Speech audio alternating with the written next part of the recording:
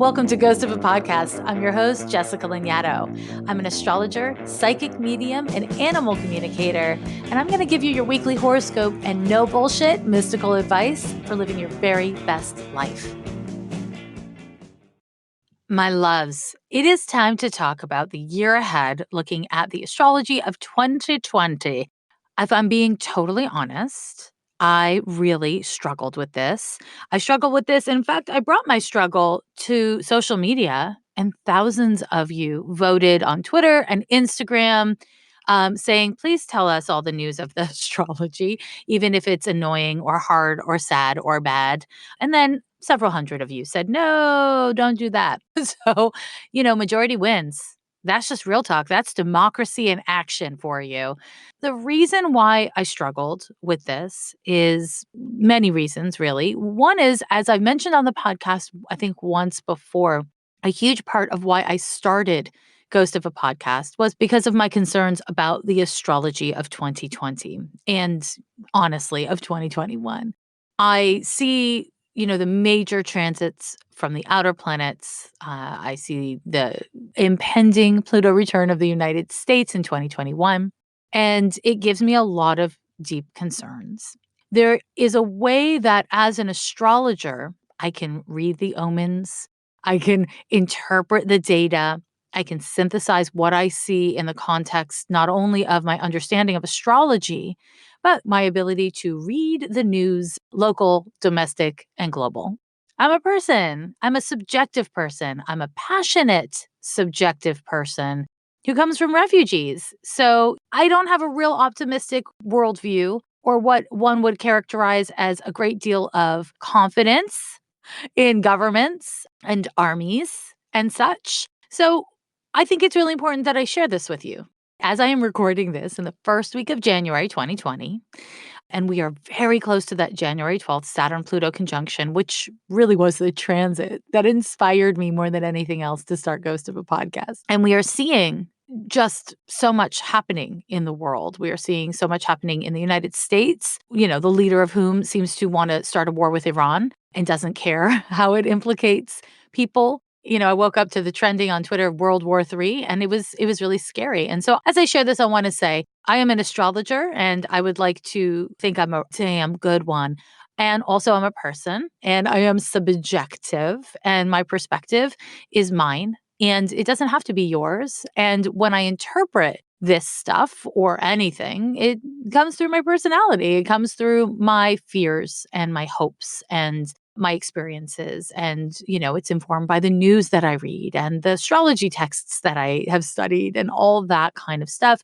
And I think it's really important in general to be critical, not in a call out, I'm shitting on everything in advance just in case maybe it's bad kind of way. But I mean critical in its like truest sense, like be discerning, be discerning with all data that you consume. And I think this is particularly important because one of the things that's happening in 2020 is we'll have several eclipses. We're going to have on the 10th of January a lunar eclipse in Cancer. On the 5th of June, we have a lunar eclipse in Sagittarius. On June 21st, we have a solar eclipse in Cancer. On July 5th, there's a lunar eclipse in Capricorn. And then on November 30th, a lunar eclipse in Gemini. And then finally, on December 14th, 2020, we have a total solar eclipse in Sagittarius. So we have themes with Cancer and Sagittarius really strongly activated. And when we have eclipses, they are emotional developments, but they impact us societally. They impact us in a really big way. And when we talk about our emotions, on a personal level, we are talking about our emotional maturity, our emotional capacity. We are talking about our feelings and our personal lives and our home, a sense of safety in ourselves and in our lives. And when we look at it on a more kind of global sense, it's how we emotionally respond to world events has everything to do with what we demand of our leaders and the actions that we do or don't take. And when we look at Sagittarius, we see the theme of propaganda. We see the theme of communications, big truths. I think Uranus in Taurus, which that transit has been occurring all of 2019, And Uranus will remain in the sign of Taurus until April of 2026. So it's many years more of this transit. And what it does is a lot of things. The thing that I tend to focus on is the radical transformation or radical changes to who and what we value, right? So this is related to the economy, currency, money. It's also related to human rights. It's also related to which people we value, how we express that value or that lack of value. This is not a small transit. And the reason why I bring it up on the heels of naming propaganda and the need for critical and discerning thought is that when we talk about values, when we talk about what we value on a societal level instead of on a personal level, the role of fear cannot be underestimated, my friends and loves. It cannot. Because when I am scared for my own safety, I might be way more conservative than when I think I'm going to be safe no matter what, right? Or vice versa. I don't know. What I'm trying to say is it would be great if we all had values and morals and lived by them consistently. But the reality is, the people you were raised around, the communities you were raised within, the spiritual, economic, social values that you were raised with, even if you completely disagree with them now, they're in there. See, they're all in there. And we are all constantly growing and outgrowing and growing and outgrowing and stumbling and getting stuck and then trying to grow and outgrow again. I mean, we're just these weird living, breathing organisms. And what might seem like a lack of change in your life or in society is a change. Because even if you stand still, everything is moving around you. And so the context that you exist in changes the very nature and value of what and how and who you are. When we talk about societal values being challenged and engaged, we have to acknowledge that Uranus in Taurus is a fixed sign. Uranus is a very fixed style of planet, and it's in a real fixed sign, Taurus. When we look at fixed signs, it's exactly like what it sounds like. We tend to feel really stuck in our ways, right? We tend to feel really like this way is the way. It's an important thing to consider because when we have a year with a bunch of big astrological movements, which I'll unpack as we go, what we really have is a time where we are being challenged to open up and to consider other perceptions, other solutions, other approaches, other news sources, whatever it is. And as that occurs, we will bump up against our own rigidity. And that, my loves, brings us to this Saturn conjunction to Pluto on January 12th. I have released a bonus episode of Ghost of a Podcast on Patreon for Patreon supporters only, and it's just about the Saturn-Pluto conjunction. So I really unpack it there. So when we look at the Saturn-Pluto conjunction, what we are really seeing is power grabs. We have already been seeing, because I think of Uranus in Taurus, a rise in authoritarianism around the world.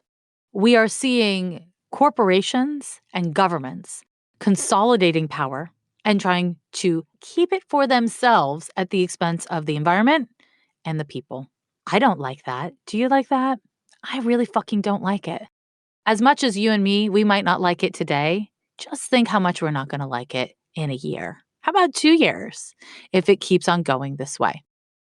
Hong Kong is my great inspiration at this time because the people of Hong Kong have come together for months and months and months, and they have used art and the power of the collective to band together and to have their voices heard.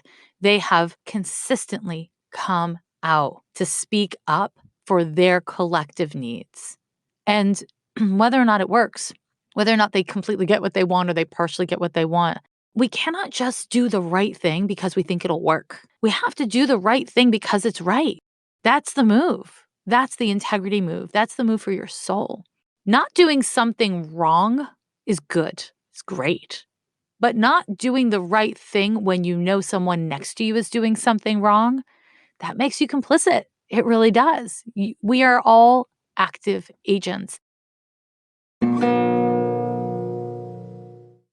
If you're concerned about the devastating fires in Australia and looking for a way to help out, please check out the Fire Relief Fund for First Nations communities.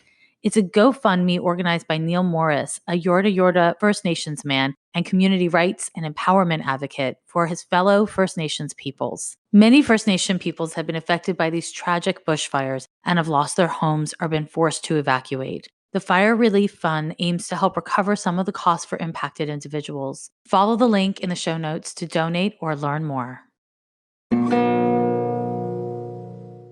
In the words of Amy Siskind, who, if you're not following, you totally should be, activism is healthier than avoidance. 2020 is the bottom line, folks. We make changes, or our democracy as we know it is over. It is truly that dire. This year, we need to all be engaged, and there are no excuses. Find something to do daily or weekly as your job or life allows, but act and get involved. And honestly, I couldn't agree more. I really couldn't agree more.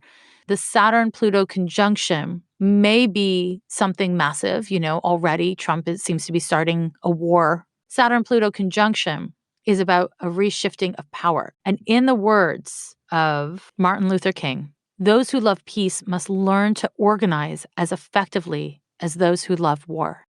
Because here's the thing, kittens. Those who love war, those who are capitalistic in a way that is anti-humanitarian, they're great at being organized. They're fucking excellent at it. And this Saturn-Pluto conjunction leading up to the January 2021 Pluto return to the United States, it tells us it is time to get organized. It is time to find a course of action and follow through. And it is far better that you do one small thing consistently than you tell yourself that it doesn't matter anyways. And whatever you do isn't going to be enough, so there's no point. Find something. It doesn't matter how small it is. Get engaged. Get activated. It is really fucking important. And also, don't reinvent the wheel. I'm not an organizer. That's not my move, not at all. But there are tons of organizers out there. You just need to find them. And the cool thing about social media is that they're out there. Organizers are really good at talking in public. So, tweeting in public, posting in public, whatever it is. Find people who resonate with you. Find ways of being engaged. And there are countless ways of being actively engaged. And we need you.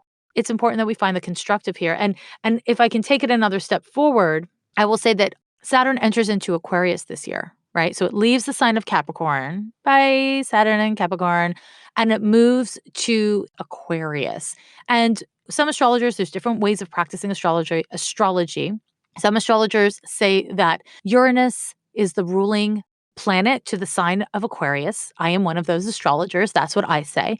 Other astrologers say that Saturn rules Aquarius as well as Capricorn. And either way, I would say that Saturn and Uranus have real crossover energies. The thing about the Aquarian energy that I think is really important for me to name is it's another fixed sign. So when we talk about rigid Saturn is a planet that is one of form bringing. It governs calcification. It is associated with getting stuck or blocked as much as it's related to organizing, sustainability, climbing a ladder to get to a place, right? When Saturn enters into Aquarius, we're going to really have to look at where we are stuck as a people, how our humanitarian drives as a people do or don't function effectively. This is like perfect Aquarius shit right here because it's this open-minded counterculture value system that can be really judgmental of everything that doesn't fall in line with itself. So it essentially, in its negative, can be you have to agree with me or you are bad and wrong. And this is really important for me to name because we are living in a really intense call-out culture. And between Saturn, Pluto, Uranus and Taurus, fixed sign, Saturn moving out of Capricorn and into Aquarius in 2020, call-out culture will be our downfall, my loves. It will be our downfall. I say this A, because it's true, but B, because you cannot fix the culture. That's unrealistic. But you can address the ways in which you are engaging in call-out culture, the ways in which you are judging other people and needing them to be where you're at in order for you to have their back, or the way that you think you are the one who should police others. I will say I'm a big fan of calling out big corporations. Let's call out Facebook and how they handle political ads. Let's talk about that. Let's call other companies and politicians out. There is a really big difference between holding to public account people for the very things that they are saying that they are meant to do and looking for what's wrong in others and deciding that you are the arbiter of justice. If we don't come to greater compassion and empathy in our rush to make humanity and culture and society a better, safer, more humane, more sustainable place, we will do the exact opposite. You capiche me? This brings me back in time a little bit to more closer to the present moment to January 10th and the lunar eclipse in Cancer. What we have is the theme of clannishness. Cancer is associated on a personal level with lots of love and home and intimacy oriented things. But on a social level, it's patriotism, it's nationalism. Cancer can get into really like you're against me or you're for me kind of vibes. Cancer comes at things sideways and is defensive. It's a defensive little animal, that crab, right? It's snap, snap, snap, snap.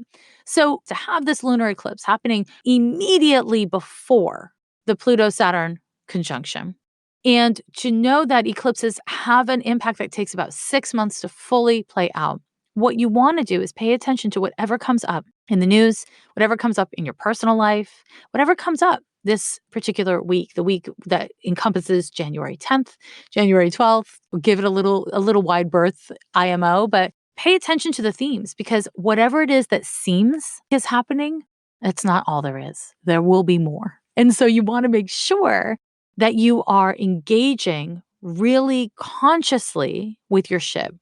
We are all going to have our unhealthy coping mechanisms triggered. We are all having fear triggered. That's what happens under the influence of these transits. And it's really important that we find ways of acknowledging that our coping mechanisms are a little bit broken. Maybe they're a little chipped. Maybe they need to be 2.0'd. And, this is actually a big part of why I reached out to you on social media and was like, do you really need me to do this? Because my maladjusted fear based coping mechanisms were being really triggered by the news of the day and really triggered by my concerns about our future. And I want to acknowledge that I'm actually not painting for you what I think is going to happen. I don't think those kinds of predictions are useful. I don't think they're constructive. On Spotify, you can listen to all your favorite artists and podcasts in one place for free. You don't even need a premium account. Spotify has a huge catalog of podcasts on every topic, including astrology. On Spotify, you can follow your favorite podcast so that you never miss an episode, and premium users can download episodes to listen to offline from wherever you are. You can easily share what you're listening to with your friends on Instagram. Just go ahead and download the Spotify app, search for Ghost of a Podcast on Spotify, or browse podcasts in the Your Library tab. Also, make sure to follow me so that you never miss an episode. When we come back to what we are going to see in the first 6 months of 2020, it's going to be a lot. Now, we have a Jupiter sextile to Neptune occurring February 20th, July 27th, and October 12th, right? Those are all the exact dates of that particular transit. This is a hopeful transit. It is a transit that can be a time where if you are organizing, if you are a part of something, you are likely to feel more connected. Now, the downside is that you can go pretty far in a direction that is idealistic, that doesn't have like real roots to it and can't really grow anywhere. So that's the risk. That's the downside, that it's like great ideas, it's love and light without action. Love and light without action, it's not enough. IMO. Hey, maybe you think it's enough. I don't think it's enough. If I'm suffering, if I'm victimized, or if I am in trouble and you're sending me your love and light, and that's all you're giving me, I'm probably not going to receive that love and light because I'm probably not going to be able to. Now, I'm a deeply spiritual person. I do energy work. I really benefit from energy work, which is a form of love and light, but it is not instead of action. It's alongside, it's with action. Spirituality is not instead of a healthy diet or kindness to strangers or flossing your teeth or whatever the fuck, right? It's alongside. We are here in a body for a reason. Humans are social animals. We live in this stupid material world. It's dumb. It's got so many rules, so many obligations, but we're here for a reason. This is the lifetime we're in. Whether you're an alien or you're a kitten or you're in a meat suit like me, however you like to think about your existence in this lifetime, it is material and it requires material remediation. That's its fucking thing. That's it. So a lot of what is coming up in 2020 is going to confront all of us with that. And I will reiterate that 2020 is a year of consequences. We will see consequences, not just to your actions or your attitudes, but to systemic problems, systemic problems, and the way we have coped with them as societies. And we can see that with the global climate crisis. We are seeing consequences to our selfishness and our lack of infrastructure to cope with this, our lack of agreement on what is appropriate and right. We are seeing this as Roe v. Wade is being challenged. Republicans are really coming for that, and they've been setting it up. They've been setting up for some time now. So we have women's rights, the rights of people with uteruses, both, under attack. Okay, there's more for me to tell you about. So I have 3 dates to name: April 4th, June 30th, November 12th. Jupiter will be conjoined Pluto. And on the solstice, the winter solstice, December 21st of 2020, we have a Jupiter conjunction to Saturn in the sign of Aquarius. Jupiter conjunct Pluto, Jupiter conjunct Saturn, they are very distinctly different transits. They are both very important transits. I promise I will talk about them the closer we get, a lot more. Where Jupiter is concerned, things move fast. Where Pluto is concerned, they're deep. And when Saturn's concerned, we like it slow and steady. And so a big part of what I see coming in 2020 is this issue of pacing. Things are going to feel like they're happening very quickly, and they will. But what is even more concerning is what's happening slowly and underneath the surface. What is happening underneath the surface is deeply important. It is really important that we protect journalists in 2020. We need journalism. We need free presses.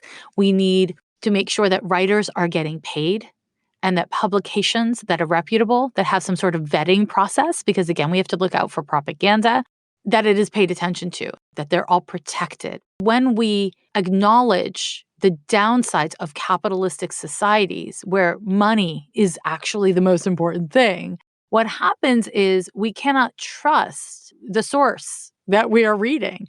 And this can make so many people just be like, well, fuck it. Then I'm not going to read news. Then what's the point? And the point is there are good journalists out there. There are good publications out there. And we need a free press. We need news. So that's something you can do. That's an actionable. Pay attention. Look at the resource. Where does it come from? Check the year it was written. Check the publication. If there are no sources in a news article, that is concerning. You need a source. And I know this sounds like a lot of work. It's also a lot of work to read ingredients on your food. It's a lot of work to know where the Kardashians have been vacationing, I guess. But we work hard on lots of things. Now, these particular transits represent a major shift. And this shift is, again, related to power in society and the freedom and liberties of people. And when I say people, I do mean individualism, like individuals, but I also mean groups of people. And if you think that one group of people is more valid than another, that some groups of people deserve pain and to be subjugated and others don't, we have a problem. We do. No, I'm not saying that there shouldn't be consequences for bad behavior. Let's surprise no one that this Capricorn believes in consequences. However, the consequences need to be humane, they need to be just, and they need to fit the crime, right? They need to fit the problem. Who gets to decide that? Is it me? You know it isn't me. Whoever it is the power that be. And those are the powers that we are deeply concerned about at this time. We as a society, we as astrologers, budding and seasoned, we are concerned. And it is important to be vocal about your concerns. It is important that we do not shrink away from the confrontations that are necessary for real change to occur.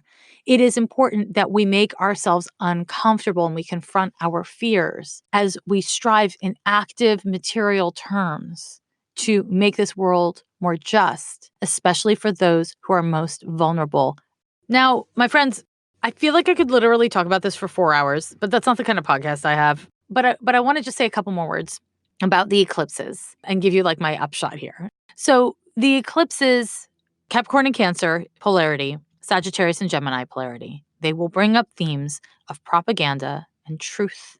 It will bring up themes of communication, how you listen and how you communicate, who you listen to, and what they're saying and how they're saying it. So much of why people who like Trump is because of how he communicates, because it makes sense to them. It's familiar to them. It's comfortable for them. And therefore, they're inclined to believe it. Maybe that's why you like what I'm saying. Maybe the way I talk is familiar or comfortable to you. Don't underestimate the value of how we feel in what we are willing to hear or how we hear it, right? Now, the other polarity, that was the Sag Gemini polarity, the Cap Cancer polarity brings up a real us versus them kind of mentality because, as I said, Cancer is related to patriotism and nationalism, and Capricorn has so much to do with the way we organize our resources and power and hierarchies in society. It is related to corporations and governmental agencies and stuff like that. So there's a way that we need to see a reform of these things, but we need to protect the information that we receive and perceive in order to kind of effectively do that. And again, I want to remind you that I'm naming these themes because they are deeply emotional. And that is a huge part of what we can work on in our lives. On a personal level, the people that you have in your life and how you let them in and how you show up is super up here. It's super up because we're looking at themes of fear and we're looking at themes of responsibility, right? On a social level, which is how I'm focusing on this horoscope. But on a personal level, that means you might not have a lot to offer your loved ones sometimes, and you need to communicate about that. Not having something to offer is healthy, fair, normal, unavoidable, but just completely ghosting on someone and not caring about how it impacts them, that's not chill. There will be consequences for that. Or just completely burning yourself out and overdoing it for others so that you have nothing left for yourself or for the causes and concerns that really drive you in the world. We need to find some balance. And a lot of that has to do with not just what we say, but how we emotionally communicate what we're saying. It's also the emotional maturity that we develop at this time because our emotional maturity is very much being challenged at this time. Challenged is not bad. Challenged means engage and not in the chillest of all ways. That's all. The main upshot of what I see for 2020 as your astrologer is scary.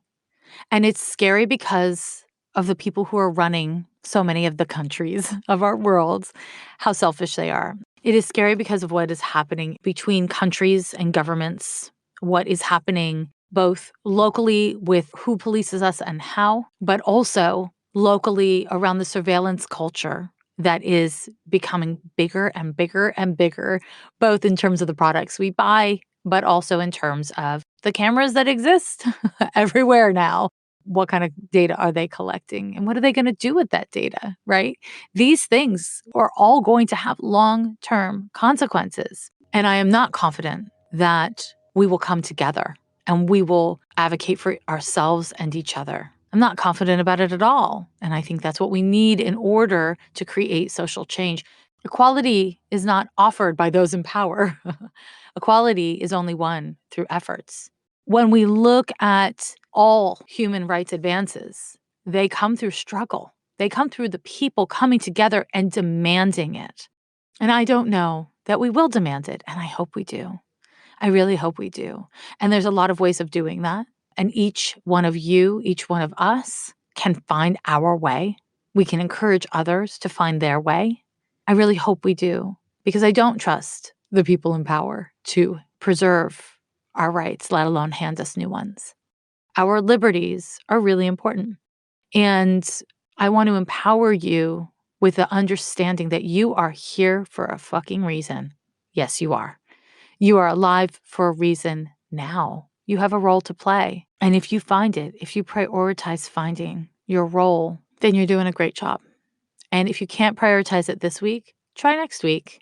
It can't be every day, all day long. It can't be every week, but make it a priority. Make it a real priority.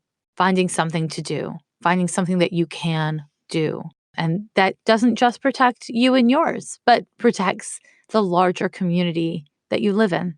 No matter where you are, you live in a community. And if you're not a part of that community, then you're taking from it. But it's important that you give back. Find ways. Find one way. My loves, to sign off, I want to quote Nikki McClure, who said to me on Twitter, something that I've learned from listening to your podcast, she's referring to Ghost of a Podcast, is that sometimes life is a bummer, but we still got to pull through. As long as we are aware and take time to respond well to the bummers, then we will be okay. And you know what? Nikki, you're fucking right. AKA I'm right. AKA we're right. Let's keep it up. Let's be right together. Every year they say the end is near, but we're still here. Yeah, we're still here.